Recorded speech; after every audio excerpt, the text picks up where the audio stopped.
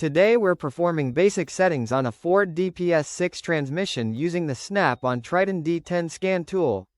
This procedure is required anytime you replace the clutch, TCM, or perform internal transmission repairs. We're going into Transmission Control Module, selecting Clutch Adaptive Learn, and following the on-screen prompts. Make sure battery voltage stays stable during this process. The DPS6 is a dry dual-clutch transmission, so it relies on accurate clutch position learning. If this procedure isn't completed properly, you can experience harsh shifts, shudder, or slipping.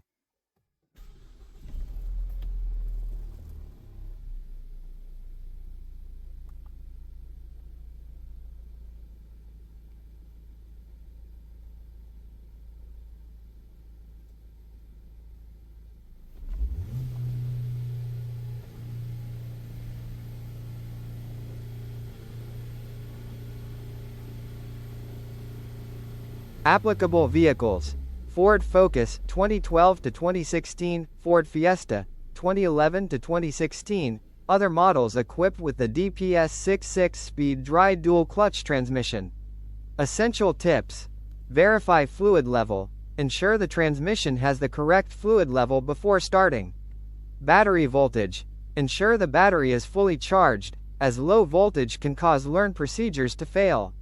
Common issues: if the car shows P2837 or P287B, it may indicate a sheared locating tab on the shift drum, which, if present, prevents successful calibration. Note: if your engine or transmission mounts is worn out, causing vibrations, it can also cause this procedure to fail. If the Relearn fails, check for stored codes, clutch travel limits, actuator issues, or mechanical binding before retrying.